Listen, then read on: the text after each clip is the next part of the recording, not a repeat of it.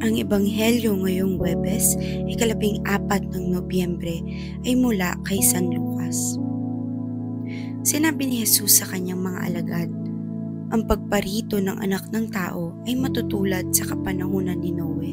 Ang mga tao nooy nagsisikain, nagsisiinom, at nagsisipag-asawa hanggang sa araw na sumakay si Noe sa barko.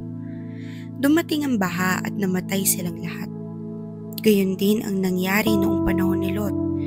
Ang mga tao ay nagsisikain, nagsisiinom, bumibili, nagtitinda, nagtatanim at nagtatayo ng bahay.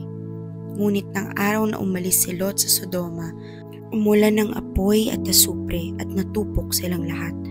Ganon din ang mangyayari sa pagdating ng anak ng tao. Sa araw na iyon, ang nasa bubungan ay huwag nang bumaba pa upang kunin ang kanyang mga kasangkapan sa loob ng bahay, at ang nasa bukid ay huwag nang umuwi pa. Alalahanin ninyo ang asawa ni Lot. Ang sino mang magsikap na iligtas ang kanyang buhay ay mawawalan nito. Ngunit ang sino mang mawalan ng kanyang buhay ay siyang makakapagligtas nito. Sinasabi ko sa inyo, sa gabing iyon, may 2 taong nasa isang higaan. Kukunin ang isa at iiwan ang isa. May 2 babaeng magkasamang nagtatrabaho sa gilingan. Kukunin ang isa at iiwan ang isa. May 2 lalaking nagtatrabaho sa bukid. Kukunin ang isa at iiwan ang isa. Saan po ito mangyayari, Panginoon? Tanong ng kanyang mga alagad.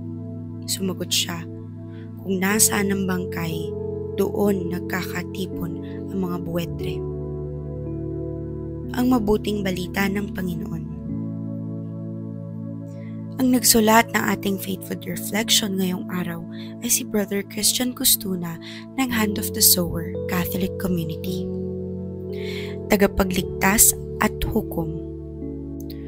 Ang pagparito ng anak ng tao ay inahalintulad sa kapanahunan ni Noe, na kung saan katulad din sa ating panahon ngayon, tayong mga tao ay nagsisikain, nagsisiinom at nag-aasawa, abala sa iba't ibang gawain sa pang-araw-araw.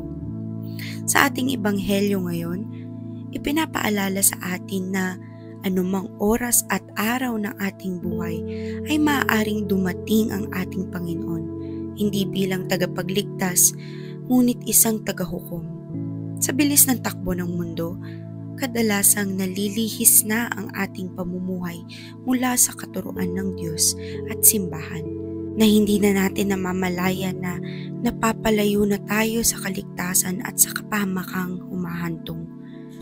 Ang nais ng ating Panginoong Hesus ay ang makasama at makapiling niya tayo sa kanyang kaharian pagdating ng takdang panahon.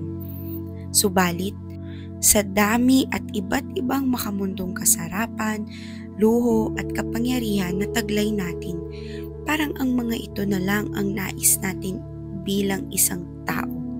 Tigas ng ulo, ika nga ni Brother Selton. Katigasan ng ating ulo at puso ang humahadlang sa kaligtasan na ibinigay na ni Jesus sa sanlibutan noong siya ay namatay sa krus at muling nabuhay. Huwag nating sayangin ang pagkakataon na ayusin at baguhin ang ating pagkatao at pagsisihan ng mga nagawa nating kasalanan sa Diyos, kapwa at sarili. Dahil walang nakakaalam ng araw o oras ng kanyang muling pagbabalik bilang hukom ng sangkatauhan. Manalangin tayo. Panginoong Hesus, aming tagapagligtas at hukom, maawa ka sa amin. Sa ngalan ng Ama at ng Anak at ng Espiritu Santo. Amen.